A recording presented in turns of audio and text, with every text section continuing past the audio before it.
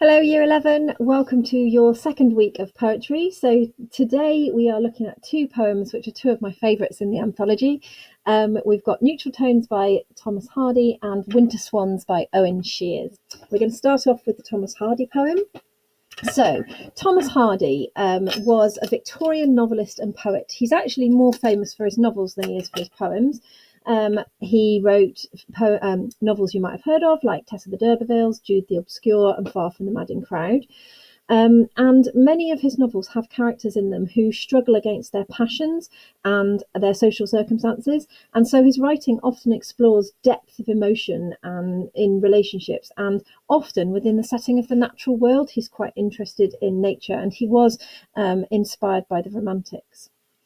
Much of his poetry is autobiographical. It's about his relationships and about the failure of his relationships. He became estranged, which means separated from his first wife, Emma, although he continued to love her and he mourned her until her death. Neutral Tones, however, was written in 1867 and is probably about an earlier and failed relationship. So the poem is about a relationship. It's about the memory of a breakup. In the poem, the speaker describes in detail how he stood by a pond while his lover ended their relationship. He then goes on to suggest that this experience has coloured the way he thinks about relationships and love for the rest of his life, so it's affected him completely. So the theme of the poem is pain, loss, and anger and death. He also uses nature to express his bleak attitude to love, and bleak means hopeless.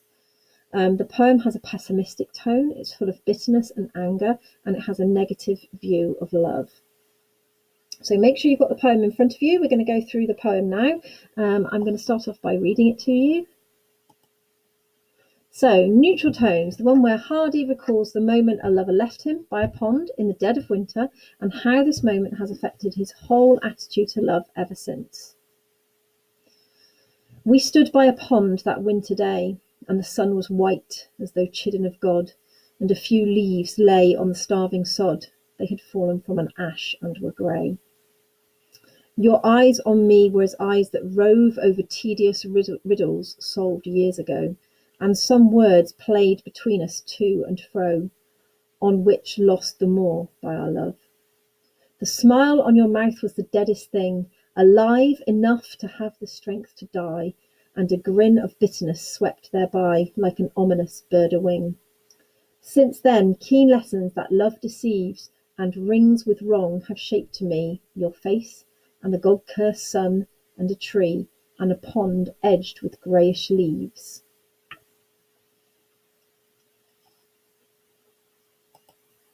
So, let's go through this poem.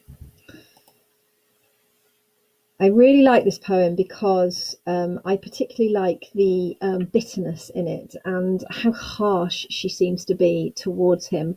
The title, Neutral Tones, in itself is interesting. Neutral means something in between, either extreme. And I always think when you think about love, when you've stopped being in love with somebody, often the next emotion that you feel is hate. Because the two are quite linked. Love is quite passionate and hate is quite passionate. You know you've really got over somebody when that love turns from hate into nothingness, neutrality, something which doesn't exist anymore. And that's the point where he's at. And it's a really bitter poem that she feels like this about him. So, we stood by a pond that winter day, and the sun was white as though chidden of God, and a few leaves lay on the starving sod. They had fallen from an ash and were grey. So the first thing to notice is the colour imagery. Colour is used throughout the poem, and particularly here, notice the word white, which is used to describe the sun. It's got no warmth or kindness in it. So often the sun is like yellow or warm, but here it isn't. Instead, it's scared and pale, bleached of life.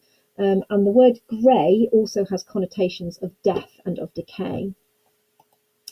The sun is personified in the opening stanza, and as though chidden of God. So the word chidden means told off by. If you chide somebody, you tell them off. And it suggests that the sun is pale because it's been told off by God. It creates a sense of fear and of wrongdoing and echoes the tone throughout the whole poem. The earth, which is the sod, is also personified, and this time it's personified as starving. And this creates a sense of hunger and a lack of nurture and a lack of kindness. And this is kind of a metaphor for their relationship. It's not been nurtured, it's starving to death. Hardy chooses to have the leaves falling from an ash tree, which is an interesting choice because the word ash also has connotations of death and destruction and decay. Imagine how different it would be if he'd chosen an oak tree, for example. Ash is that real kind of negative word.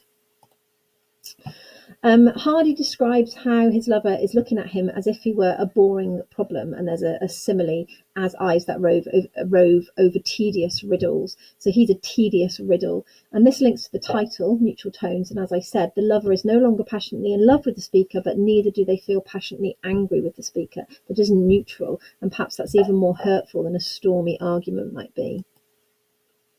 We've got enjambment between the first and the second line of the second stanza. Your eyes on me were as eyes that rove over tedious riddles solved years ago. So that break is, first of all, it creates a sense of something being fractured, but also it shows her eyes roving is eyes moving over, like a rover moves over something. So she's looking over him, and that break shows how she's kind of looking at him, looking over him. And the use of the imagery of the eyes is really important as well, because it shows us that eyes are normally the gateway to your soul. They're normally the bit that's full of love, and her eyes are not full of love. Her eyes are full of boredom with the relationship. She is really, really over it. So this first opening stanza uses the theme of nature, and it creates this negative impression of memory of a breakup. He's got a semantic field of death and decay throughout the whole thing, which contributes to the mood of lifelessness and the bleak atmosphere. Also, it's important to note that the season is winter, which is a cold and dark season during which lots of nature dies. And the use of the pond is also significant because it's a static and unmoving body of water. It doesn't go anywhere. And this links to the topic of the poem, which is the death, the end of their relationship.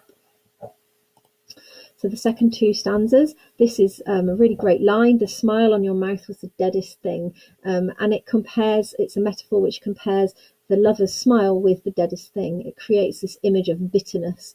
There is death in her smile where there should be warmth and love. So it's like everything that is stereotypically associated with love, the eyes, the mouth, those things have been completely changed round. So her mouth is this deadest thing, and it's alive enough to have the strength to die. So she's there to end the relationship. And then this juxtaposition of grin and bitterness, a grin of bitterness, and they kind of amplify or emphasize the tone of horror that he feels.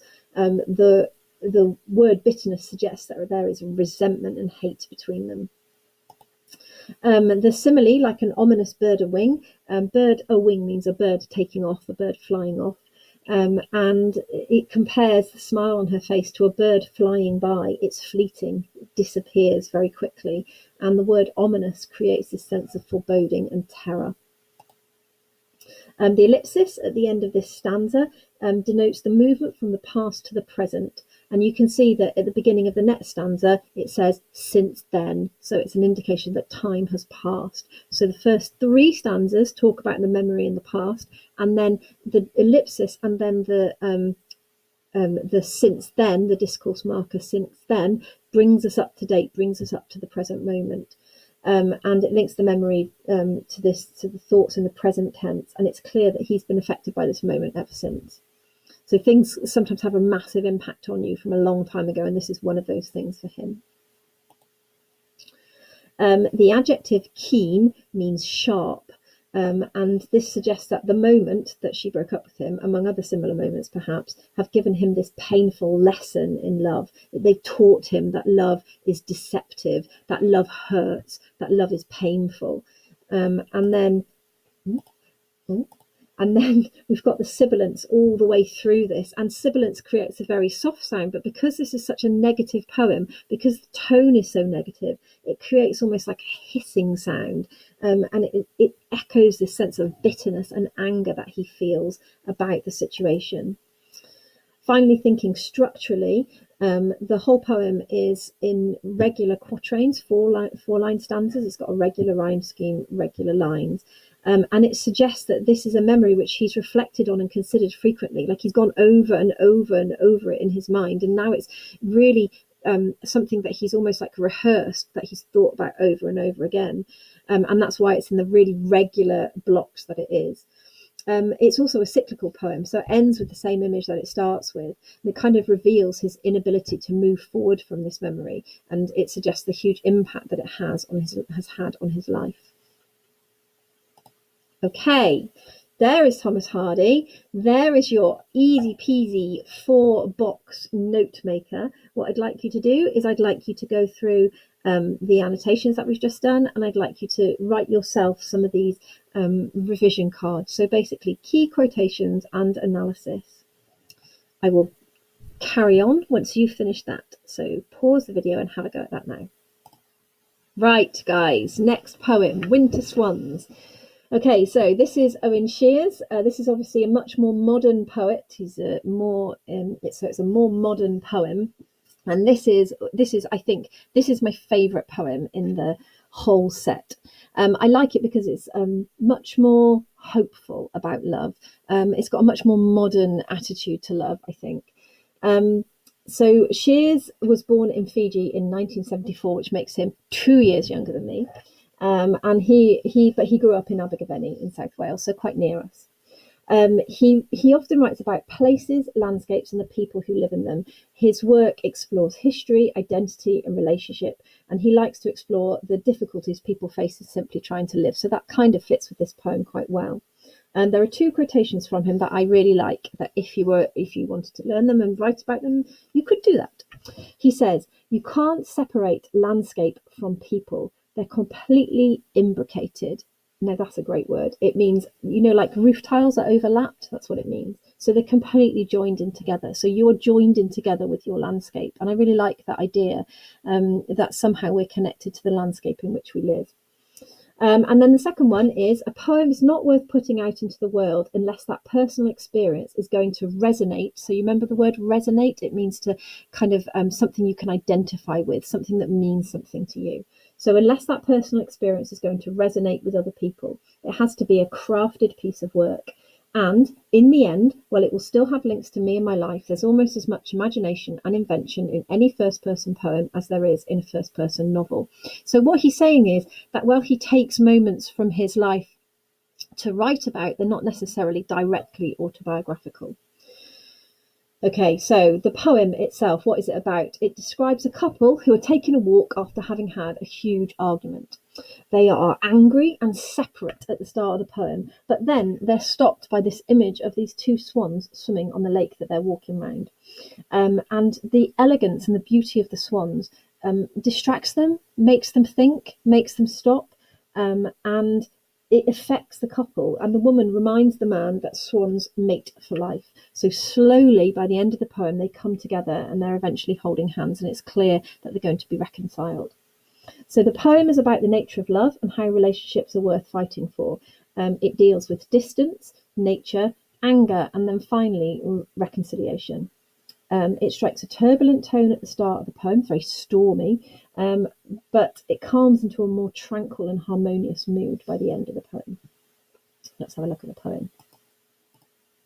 So, Winter Swans. This is the one where a couple have had a row, then go for a walk around a lake where they see some swans who remind them that the relationship is worth fighting for. The clouds had given their all. 2 days of rain and then the break in which we walked, the waterlogged earth gulping for breath at our feet as we skirted the lake, silent and apart, until the swans came and stopped us with a show of tipping in unison, as if rolling weights down their bodies to their heads. They halved themselves in the dark water, icebergs of white feather, paused before returning again, like boats righting in rough weather. They mate for life, you said, as they left, porcelain over the stilling water.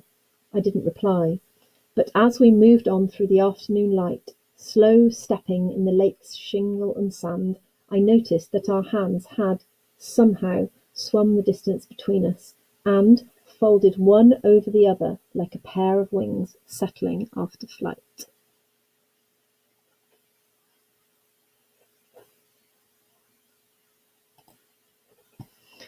Okay, so let's have a look at the poem in a bit more detail. So we start off with the personification of the clouds at the start of the poem, which suggests turbulence and storms. The clouds had given their all, and that's a metaphor for them, personification for them. They've had this massive argument in which they've given everything to it.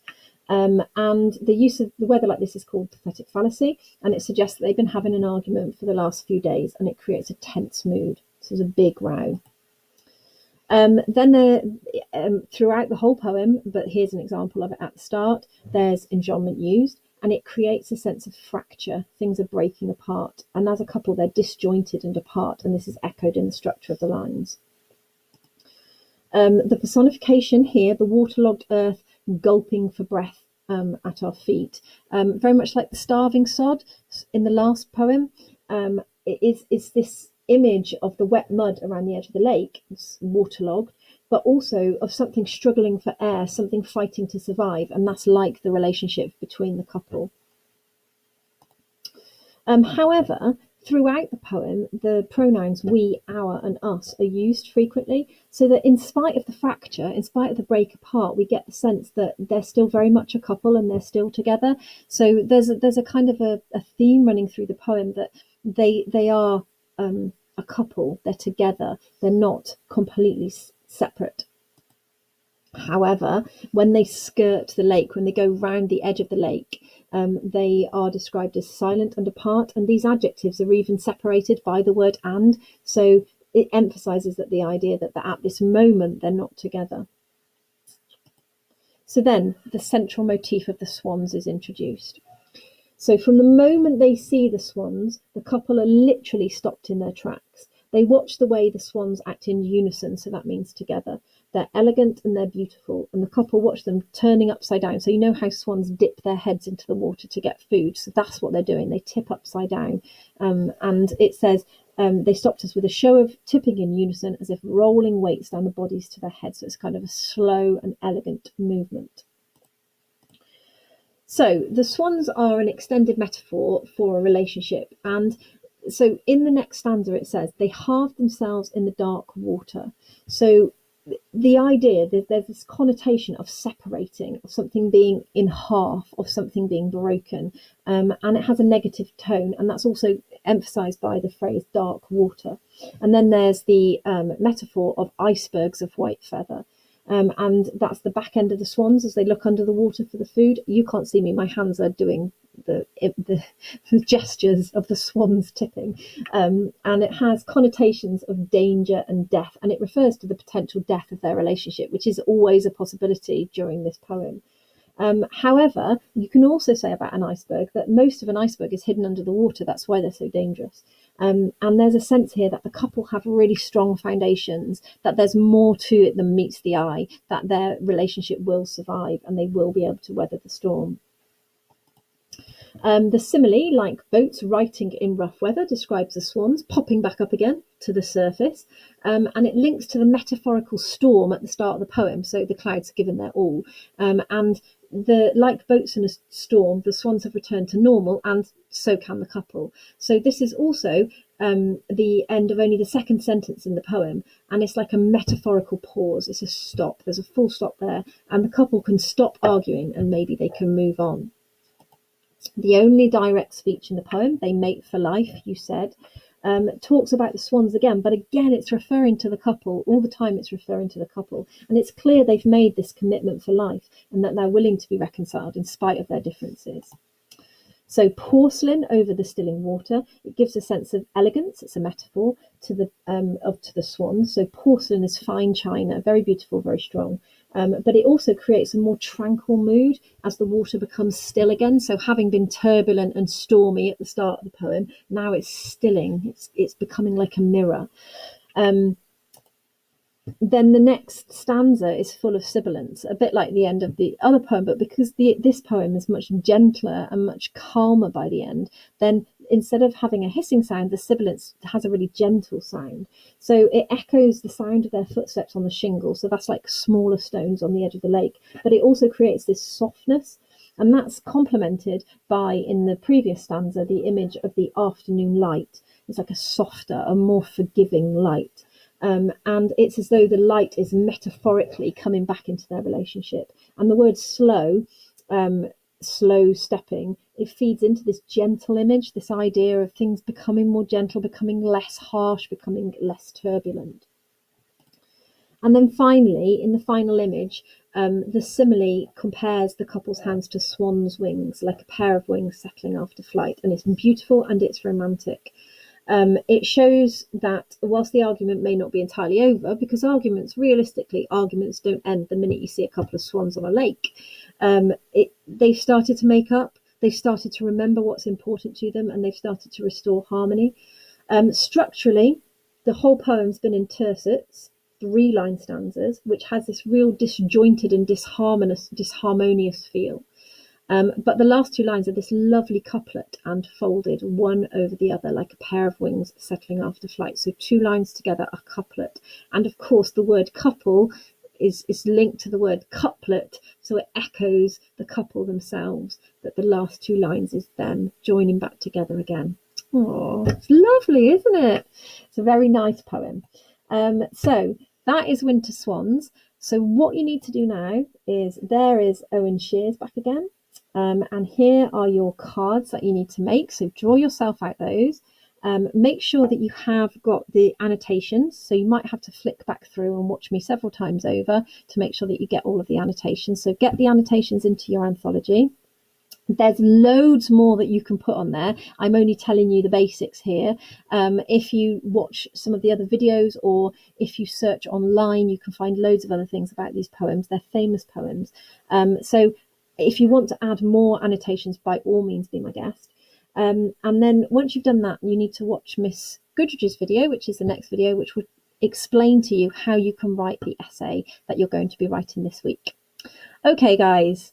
Lovely to speak to you. I hope you're all okay. I miss you loads, and I can't wait for you to get back into the classroom. I'm sure you feel exactly the same. Okay, I will speak to you soon. Take care. Bye.